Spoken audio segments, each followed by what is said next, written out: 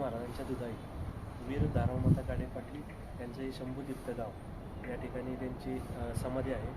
धारावचा इतिहास सांगायचं झालं तर जसं द्वापार युगामध्ये भगवान श्रीकृष्णाला जन्म देणारी देवकी माता आपल्या सर्वांना माहीत आहे व लहानाचं मोठं करणारी यशोदा माता आपल्याला माहीत आहे. तसं हिंदवी स्वराज्याचे दुसरे छत्रपती धर्मवीर छत्रपती संभाजी महाराजांना दूध पाजणाऱ्या सई महाराणी दूध पाजणाऱ्या धाराऊ व त्यांना जन्म देणारे सई महाराणी साहेब असा गाडे पाटलांचा असा धाराऊंचा इतिहास. धाराऊंना दोन सुपुत्र होते, एक अंतोजी राजे व रायाजी राजे. हे दोन्ही संभाजी महाराजांच्या मंत्रिमंडळामध्ये त्यांचे सहकारी होते.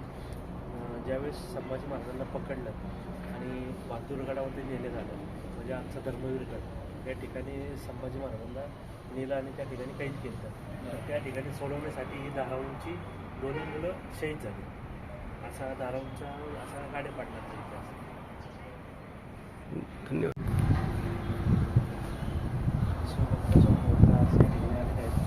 तर धर्मवीर छत्रपती संभाजी महाराजांच्या दुधाई वीर धारावमाता काळे पाटील यांचं हे शंभूतीर्थ गाव या ठिकाणी त्यांची समाधी आहे.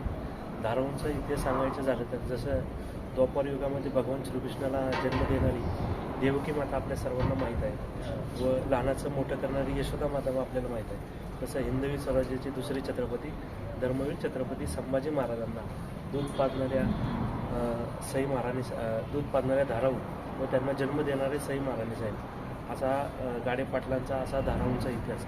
धाराऊंना दोन सुपुत्र होते, एक अंतोजी राजे व रायाजी राजे. हे दोन्ही संभाजी महाराजांच्या मंत्रिमंडळामध्ये त्यांचे सहकारी होते. ज्यावेळेस संभाजी महाराजांना पकडलं आणि बहादूरगडावरती नेले झालं म्हणजे आमचा धर्मवीरगड या ठिकाणी संभाजी महाराजांना नेलं आणि त्या ठिकाणी कैद केलं. तर त्या ठिकाणी सोडवण्यासाठी ही धाराऊंची दोन्ही मुलं शहीद झाली. असा धाराऊंचा असा गाडे पाटलांचा इतिहास.